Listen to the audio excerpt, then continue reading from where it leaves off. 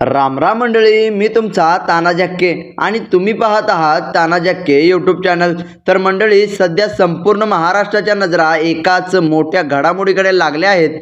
ती गोष्ट म्हणजे राज्याच्या राजकारणातला सर्वात मोठा सस्पेन्स, महायुतीचा मंत्रिमंडळ विस्तार। गेल्या काही दिवसापासून टीव्ही स्क्रीनवर बातम्या असोत, सोशल मीडियावरील चर्चा असोत की गावागावातल्या प्रत्येक चौकातल्या चहाच्या टपऱ्या, प्रत्येक ठिकाणी एकच प्रश्न विचारला जातोय की नक्की मंत्रिपदाची लॉटरी कोणाला लागणार आणि कोणाचा पत्ता कट होणार। तुम्हाला आठवत असेल, गेल्या काळात नवीन सरकार स्थापन झालं तेव्हा मंत्रिमंडळाचा केवळ पहिला आणि छोटा टप्पा पार पडला होता। त्यानंतर अनेक ज्येष्ठ नेते, अनेक निष्ठावंत आमदार अस्वस्थतेने मंत्रिपदाची वाट पाहत होते। पाहता पाहता या गोष्टीला बराच काळ उलटून गेला। या काळात महाराष्ट्राच्या राजकारणाने अनेक उलथापालथा पाहिल्या, अनेक आघाड्या झाल्या, पक्ष फुटले, जुने वैरी मित्र झाले आणि जुने मित्र दुरावले। पण आता आगामी काळात महायुती सरकारचा या बहुप्रतीक्षित आणि सर्वात मोठा विस्तार जवळपास निश्चित मानला जातोय। आता प्रश्न असा पडतो की हा विस्तार एवढा महत्त्वाचा का आहे? तर मंडळी, समोर येणाऱ्या राजकीय आव्हानांचा सामना करण्यासाठी सरकारला आता फायरब्रँड नेत्यांची गरज आहे। केवळ संख्याबळ भरून काढायचं नाही, तर विरोधकांचे हल्ले थेट परतावून लावणारे आक्रमक चेहरे मंत्रिमंडळात आणायचे आहेत। आजच्या या विशेष रिपोर्टमध्ये आपण अशाच 5 प्रमुख नेत्यांचे विश्लेषण करणार आहोत, ज्याची नावे या विस्तारात आघाडीवर आहेत।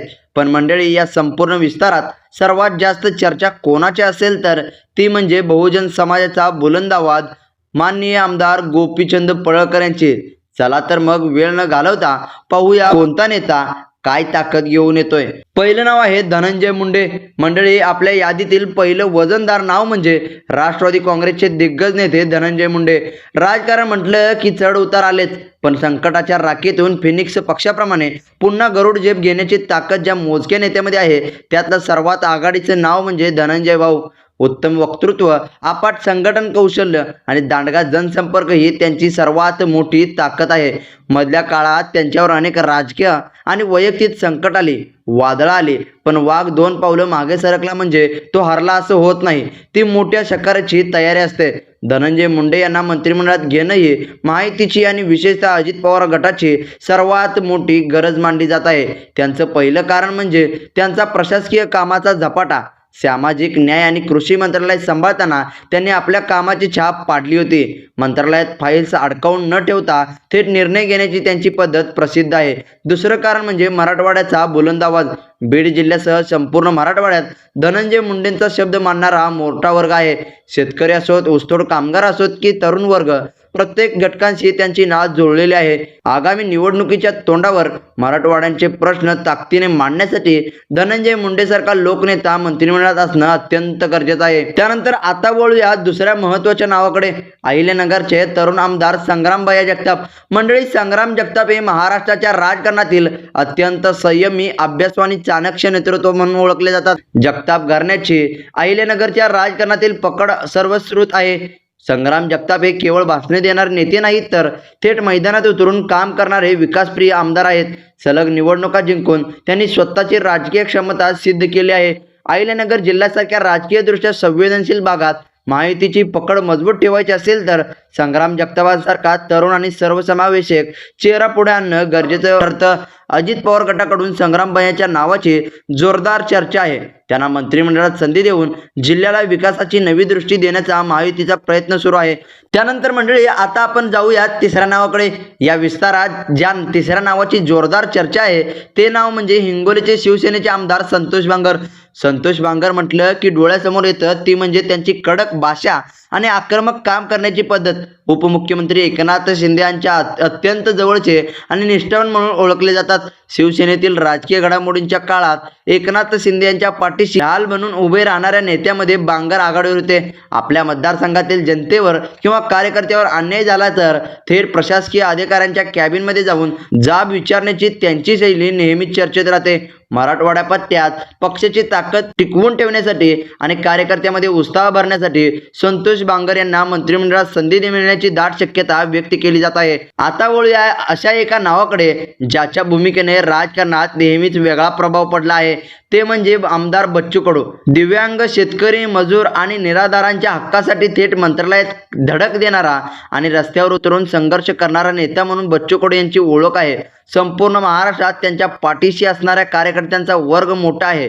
काही काळापूर्वी त्यांनी शिवसेनेसोबत राजकीय सहकार्य वाढवत महायुतीला पाठिंबा दिला. बच्चू कडू यांच्यासारखा थेट जनतेशी जोडलेला नेता मंत्रिमंडळात असणं म्हणजे सर्वसामान्यांच्या प्रश्नांना थेट व्यासपीठ मिळण्यासारखं आहे. आगामी निवडणुकीच्या पार्श्वभूमीवर बच्चू कडू यांच्या अनुभवाच्या आणि लोकप्रियतेच्या महायुतीला मोठा फायदा होऊ शकतो. आणि मंडळी, आता आपण अशा एका नावाकडे वळत आहोत ज्या नावाचा उल्लेख होताच विरोधकांच्या गोटात अस्वस्थता पसरते आणि बहुजन, धनगर व ओबीसी कार्यकर्त्यांच्या अंगावर काटा येतो. ते नाव दुसरं तिसरं कोणाचं नसून भाजपचे आक्रमक आणि वाघासारखे डरकाळी फोडणारे आमदार गोपीचंद पडळकर. मंडळी, मला तुम्हाला एक प्रश्न विचारायचा वाटतोय. राजकारणात नेते खूप असतात, आमदार खासदार खूप होतात, पण ज्यांच्या एका हक्कीवर संपूर्ण महाराष्ट्रातील बहुजन समाज रस्त्यावर उतरतो असा नेता रोज रोज तयार होतो का? आटपाडी तालुक्यातल्या एका छोट्याशा गावातून लाल मातीतून प्रवास सुरू करणारा हा गडी आज संपूर्ण महाराष्ट्राच्या राजकारणाचा केंद्रबिंदू बनला आहे. गोपीचंद पडळकर हे काही एसी कॅड्यामध्ये बसून किंवा एसी हॉलमध्ये बसून ड्रॉइंग रूम मध्ये राज करणारे नेते नाहीत, तर ऊन असो, वाळवंट असो, पाऊस असो की पोलिसांच्या लाट्याकाट्या असोत, हा माणूस नेहमी शोषितांचा आणि वंचितांचा हक्कासाठी सर्वात पुढे छाती टोकून उभा राहिला आहे. तर मंडळी, पहिला मुद्दा आहे धनगर आरक्षण आणि ओबीसी हक्कांचा लढा. मंडळी, जेव्हा जेव्हा धनगर आरक्षणाचा प्रश्न येतो, चौंडीच्या पावनभूमीचा उल्लेख होतो किंवा मेंढपाळ बांधवावर अन्याय होतो, तेव्हा सर्वात आधी कोण धावून जातं? गोपीचंद पडळकर. त्यांनी धनगर समाजाच्या आरक्षणासाठी संपूर्ण महाराष्ट्र पिंजून काढला. आपल्या भाषणामधून समाजातील शेवटच्या घटकाला जागे केलं. त्यांच्या मनात स्वाभिमानाची ज्योत पेटवली. केवळ घोषणा दिल्या नाहीत, तर विधिमंडळाच्या पायऱ्यापासून ते मुंबईच्या रस्त्यापर्यंत सरकारला जाब विचारला. त्यानंतर दुसरं म्हणजे प्रस्तावित राजकीय घराण्यांना थेट आव्हान. पश्चिम महाराष्ट्राच्या राजकारण म्हटलं की वर्षानुवर्ष काही ठराविक प्रस्तावित घराण्यांची मक्तेदारी मांडली जात होती. तिथे सर्वसामान्य घरातील मुलाने पुढे जाऊन नेतृत्व करणं अशक्य मानलं जात होतं. पण गोपीचंद पडळकरांनी या प्रस्थापित घराणेशाहींच्या थेट बालेकिल्ल्यात जाऊन त्यांच्या डोळ्यात डोळे घालून आव्हान दिले. महाविकास आघाडीच्या काळात जेव्हा बडे बडे नेते सत्तेत होते, तेव्हा त्यांना थेट त्यांच्याच भाषेत, त्यांच्याच भाषणाच्या मंचावर आणि त्यांच्याच बालेकिल्ल्यात उत्तर देण्याची धडाडी फक्त आणि फक्त पडळकरांनी दाखवली. विरोधकांच्या टीकेला धारदार शब्दात आणि पुराव्यानिशी उत्तर देण्याची त्यांची पद्धत कार्यकर्त्यामध्ये प्रचंड ऊर्जा करते. त्यानंतर तिसरं म्हणजे एसटी कर्मचाऱ्यांचा ऐतिहासिक लढा आणि बहुजनांची साथ. तुम्हाला आठवत असेल, जेव्हा महाराष्ट्रातील लाखो एसटी कर्मचारी आपल्या हक्कासाठी पगार आणि विलिनीकरणाची आझादी मैदानावर येऊन थंडीत ठाण मांडून बसले होते, नेते आले, भाषण देऊन निघून गेले, पण त्या गरीब एसटी कर्मचाऱ्यांच्या दुःखात, त्यांच्या आंदोलनात दिवस रात्र खंबीरपणे पाठीशी कोण उभं राहिलं? गोपीचंद पडळकर. त्यांनी एसटी कर्मचाऱ्यांच्या अश्रूंचा सन्मान केला आणि त्यांच्या संघर्षाला आपला चेहरा दिला. त्यांची गोष्ट केवळ एक राजकीय नेता नाही, तर लोकनेता बनवते. त्यानंतर चौथा मुद्दा म्हणजे मंत्रिमंडळात गोपीचंद पडळकरांची गरज का?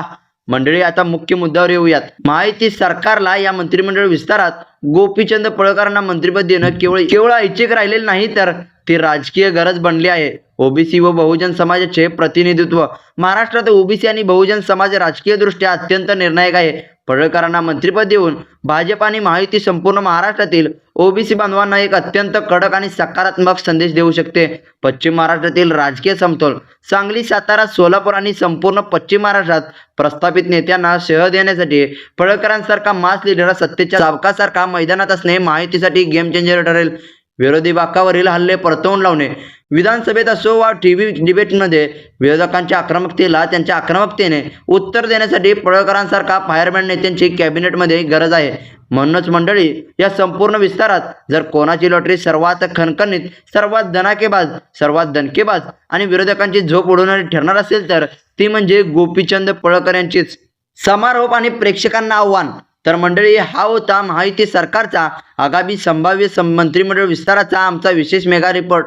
तब्बल 2.5 वर्षाचा प्रदीर्घ प्रतीक्षेनंतर होणारा हा विस्तार महाराष्ट्राच्या राजकारणाला एक नवी दिशा देईल, यात काही शंका नाही.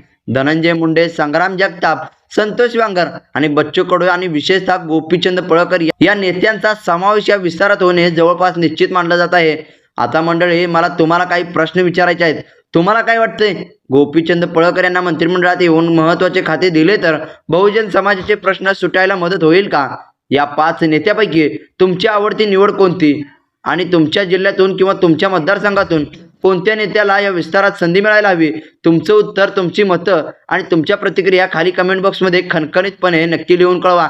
जर तुम्हाला आमचा हा स्पेशल रिपोर्ट आणि विश्लेषण आवडलं असेल तर या व्हिडिओला लाईक करा, तुमच्या मित्रासोबत आणि व्हॉट्सअप ग्रुपवर जास्तीत जास्त शेअर करा आणि आपल्या तानाजी हक्के न्यूज चॅनलला सबस्क्राईब करायला अजिबात विसरू नका. पुन्हा भेटूया अशाच एका गरम आणि महत्त्वाच्या राजकीय विषयावर.